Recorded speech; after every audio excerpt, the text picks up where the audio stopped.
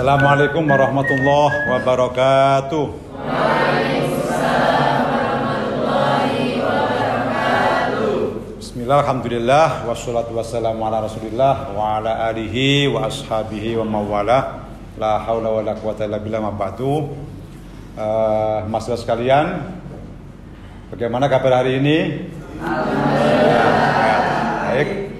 Pertemuan kita di hari ini ya, melanjutkan pertemuan yang telah lewat. Kita akan membahas terkait dengan landasan-landasan manajerial ya, lembaga pendidikan Islam dalam Al-Quran dan Al-Hadis ya. Ini yang akan kita kaji pada kesempatan hari ini, dan diharapkan dari perkuliahan materi ini mahasiswa mampu menjelaskan landasan manajemen lembaga pendidikan Islam dalam Al-Quran dan Hadis ya. Bagaimana Al-Quran berbicara tentang planning ya, organizing, actuating, dan controlling ya, yang mana itu merupakan fungsi-fungsi dari manajerial ya.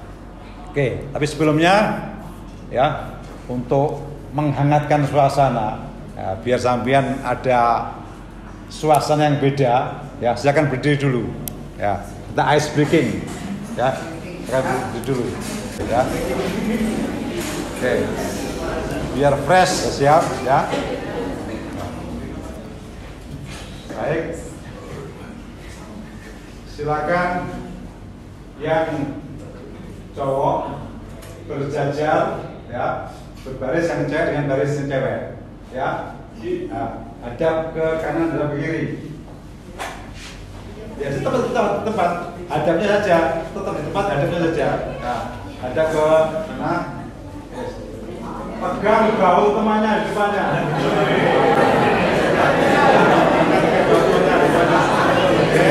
Jangan dipijiti ya. Ganti balik kanan. Ya.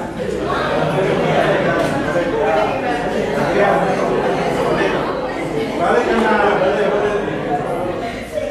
Ya. Sudah? Oke, selesai.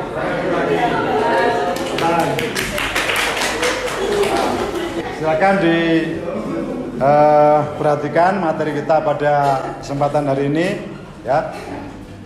Petunjuk Al-Quran dan Al-Hadis tentang fungsi manajemen ya. Kita ketahui bersama bahwa fungsi manajemen itu meliputi 4 hal ya: planning, organizing, actuating, dan controlling ya. Yang pertama, planning ya, adalah perangkat keputusan tindakan untuk mencapai hasil yang diinginkan ya. Jadi bagaimana kita merencanakan sebuah lembaga ini bisa menjadi lembaga yang baik, itu harus rencana, macam-macam rencana ya. Nah, ternyata planning ini adalah juga tersirat dalam Al-Quran. Artinya planning ini ada dalam Al-Quran yang mengandung ayat-ayat mengandung terkait dengan planning ini ya. Kita temukan dalam Al-Quran dalam surat Al-Hasr ayat 18 ya. Oke, silakan ya. Mungkin Mas Malik ya, sahabat saya untuk membacanya ya. Silakan. Bismillahirrahmanirrahim. Ya ayyuhalladzina amanu taqullaha wal tanzur nafsum ma qaddamat lighad wattaqullaha innallaha khabirum bima ta'malun. Shadaqallahul adzim. Apik suaranya ya. Masyaallah. Hai orang yang beriman, bertakwalah kepada Allah. Biarkan semua jiwa memikirkan apa yang mereka usahakan untuk hari esok, dan bertakwalah kepada Allah. Sesungguhnya Allah mengetahui apa yang kamu kerjakan ya. Di ayat ini terkandung planning ya. Dari mana? Dari yang saya tebelin itu memikirkan apa yang mereka usahakan untuk hari esok. Ini kan perencanaan, ya. Bagaimana kita saat ini merencanakan untuk ke depan kita. Nah, ini fungsi dari planning tadi, ya, menyeratkan bahwa Allah ternyata juga dalam beberapa hal itu memerlukan adanya planning. Manusia dituntut untuk planning, merencanakan, ya. Tentu ada nanti konteksnya ada perencanaan itu yang jangka pendek, ya, jangka menengah, jangka panjang. Nah, ini jangka pendek, menengah, dan panjang. Rencana jangka pendek ini harus mendukung pencapaian rencana jangka menengah.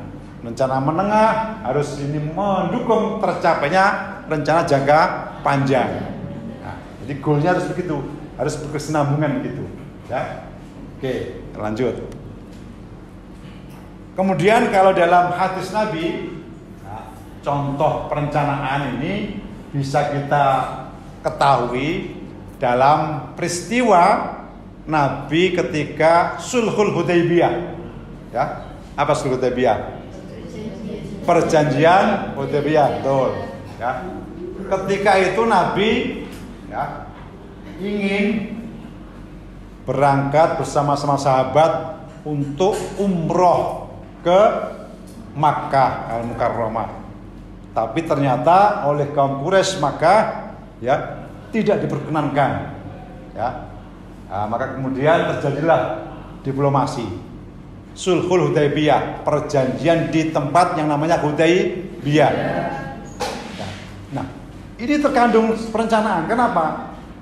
Memang pada saat itu, ya, Nabi tidak bisa melaksanakan umroh, terhalang, ya. Tapi di balik kegagalan ini, Nabi sudah merencanakan hal yang besar untuk kemudian harinya. Ini kan baru awal startnya saja, ya, sulhu ini, janjian ini, ya. Karena kemudian pasca itu beberapa waktu ke depan dengan kekuatan yang lebih besar, Nabi datang lagi ke Makkah dan bahkan bisa memerdekakan, membuka kota Makkah yang namanya Fathu Makkah. Itu juga karena perencanaan dari Sulhul Hudaybiyah ini. Nah, itu di sana tersirat planning. Oke. Yang kedua, organizing, ya, mengorganisir, kerjasama terstruktur dua orang atau lebih untuk mencapai satu tujuan atau sekumpulan tujuan tertentu. Ya, di sini kata kunci adalah kerjasama yang terstruktur. Ya. Nah, kita mengetahui dalam Al-Quran juga ada muatan organizing ini. Ya, dalam surat As-Saff ayat 4. Ya, ya, tolong ini siapa relawannya? Mbak Umi nih, monggo Mbak Umi, dibacakan Mbak Umi. Ya.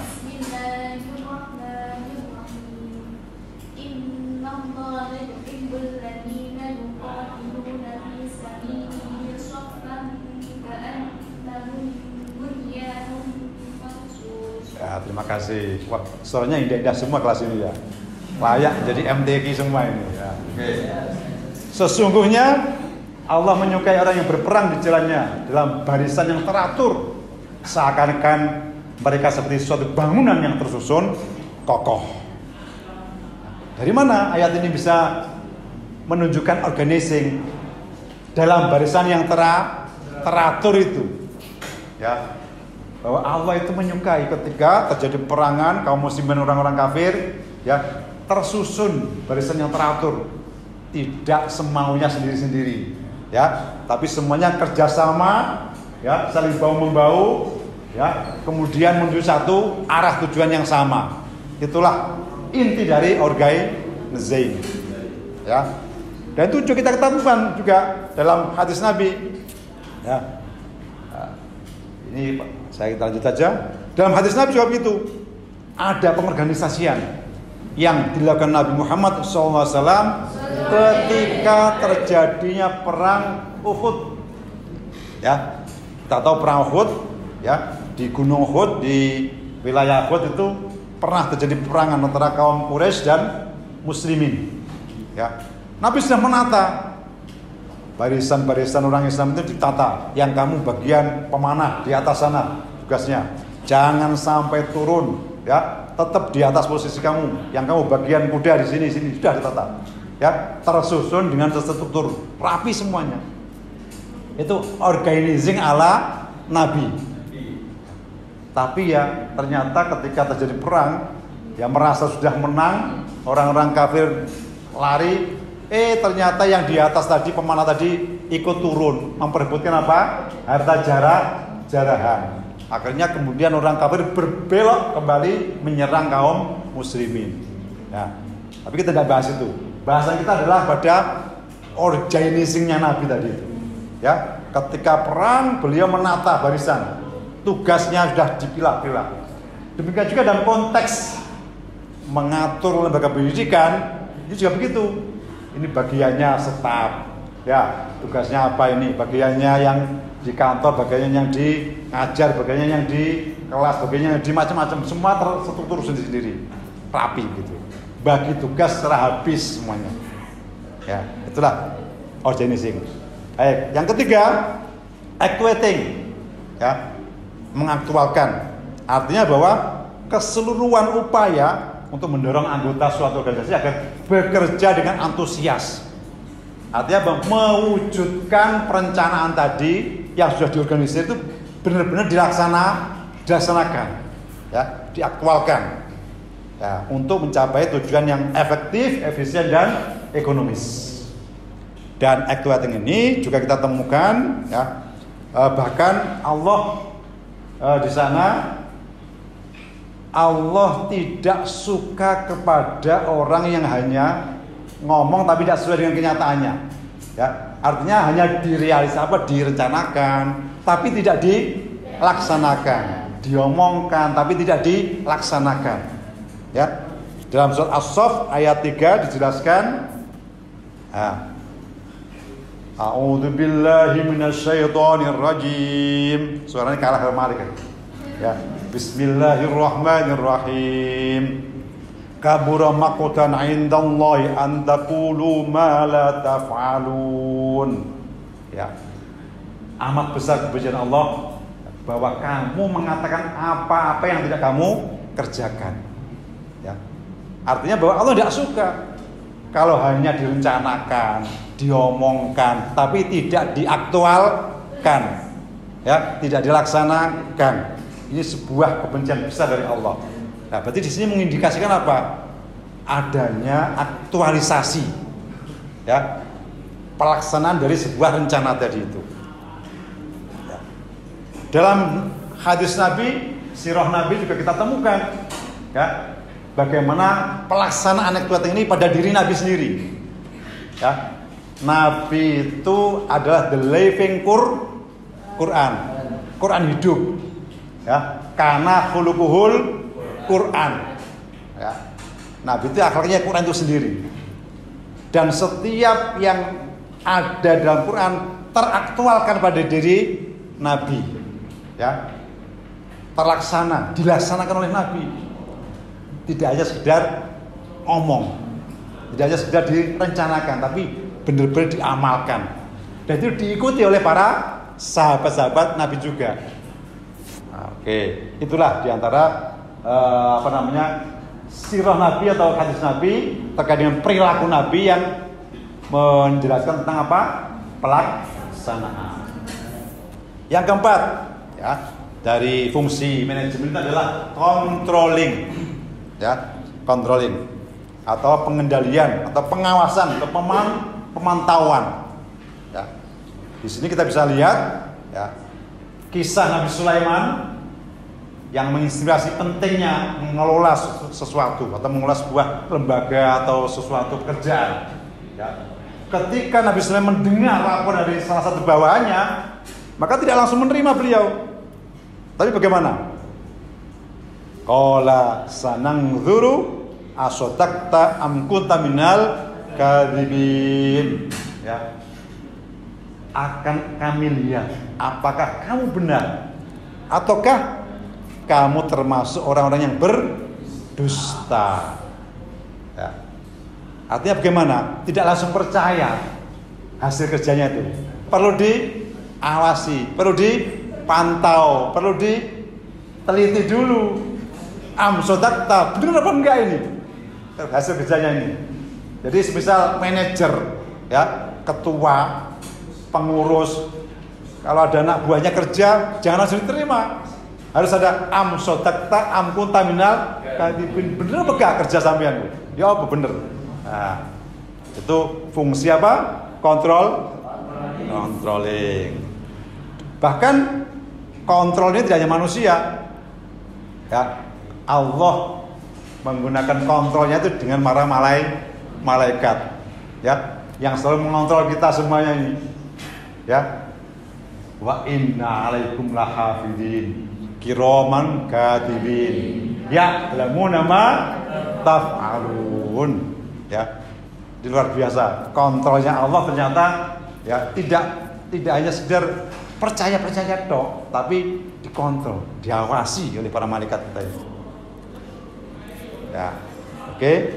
Kemudian kalau dalam sisi hadis Nabi, ya, perwujudan controlling ini adalah sebuah hadis riwayat Imam Ibnu Abbas yang menceritakan sana suatu ketika sahabat Ibnu Abbas ini bermalam, ya, di rumah bibinya Maimunah, ya. Kemudian suatu malam, di tengah malam Nabi bangun, ya, untuk sholat malam. Sahabat Ibnu Abbas juga bangun. Nabi wudhu selesai, Ibnu Abbas juga ikuti wudhu dan kemudian bermakmum di belakang Nabi, ya. Nah, posisi makmum ini, ya, tidak di sebelah kanan Nabi, tapi di kirinya Nabi, agak belakang gitu, ya. Ya, inilah yang kemudian oleh Nabi dipegang, dibawa ke sebelah kanannya. Ya, ini pengawasan ini, ya, menunjukkan pengawasan. Jadi tidak membiarkan anak buahnya melakukan sebuah kesalahan, langsung dibenarkan. Itulah fungsi pengawasan. Tujuannya kalau ada kesalahan langsung dibenarkan. Itu fungsi dari controlling begitu itu. Ya. Nah, kalau dalam konteks kita, ya, kalau terjadi kesalahan ya harus segera dibenarkan. Ya, tidak dibiarkan kesalahan itu berlarut-larut. Itu fungsi dari controlling.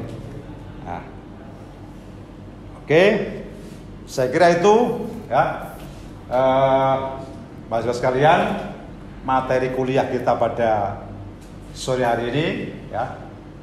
Semoga bisa menjadi tambahan wawasan kita, ya, terkait dengan manajemen ini. Ternyata juga ayat Al-Quran, hadis Nabi juga mengindikasikan adanya manajemen itu, ya. Oke, mungkin dari sini ada yang ingin bertanya?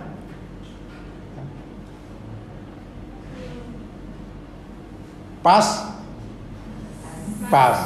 Oke. Kalau gitu saya ingin tahu, ya, ganti saya yang tanya kalau gitu. Ya, itu saya yang tanya. Nanti yang dapat jawab saya kasih hadiah. Hadiahnya kerupuk. Ya, oke. Yang pertama pertanyaan saya, untuk yang cowok, ya, yang cowok. Coba jelaskan, ya, apa saja fungsi-fungsi manajemen itu, ya, 4 fungsi manajemen tadi, ya, yang telah saya jelaskan. Coba siapa yang ingin menjawab?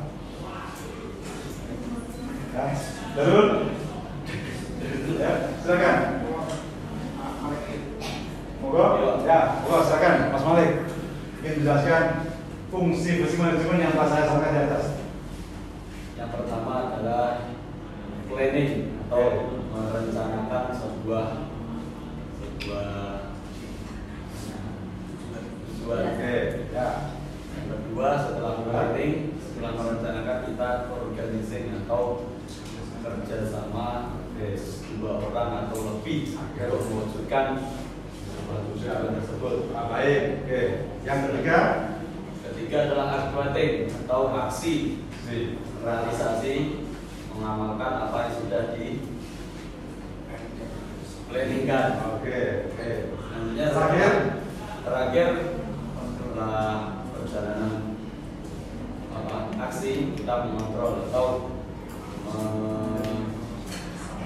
memantau atau mengawasi. Baik, terima kasih. Beri plus.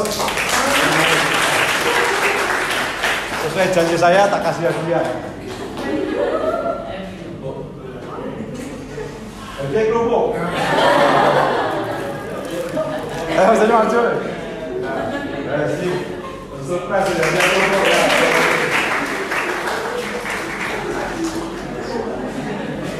Baik, jadi itu ya kira-kira gambaran program kita hari ini ya. Semoga bisa dipahami, menjadi tambahan wawasan bagi kita semuanya ya. Baik, untuk berikutnya saya kira nanti untuk pemahaman atau pendalaman lebih lanjut bisa kita lanjutkan di materi-materi yang berikutnya ya. Kira demikian yang bisa kita sampaikan. Sebelum diakhiri, mari kita membaca doa dulu ya. Membaca doa dulu agar apa yang kita terima dari materi-materi ini bisa terus kita pahami, kita hafal ya, kita laksanakan. Sudah bisa baca doanya ya. Baca saya bacakan, nanti tirukan ya. Lagunya ya agak-agak sumpah nggak masalah ya. Allahumma anfa'na bima 'allamtana wa 'allimna ma yanfa'una wa zidna ilma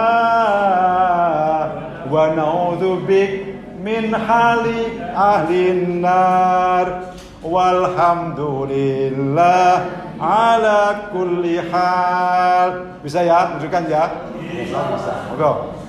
Sama-sama. 1, 2, 3. Allahumma anfa'na bima 'allamtana wa 'allimna ma yanfa'una wa zidna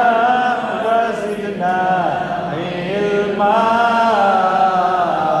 wa na'udzu bik min hali ahlin nar walhamdulillah ala kulli hal. Ya, terima kasih. Kita akhiri. Wallahul muwaffiq ila aqwamit thoriq. Wassalamualaikum warahmatullahi wabarakatuh. Waalaikumsalam warahmatullahi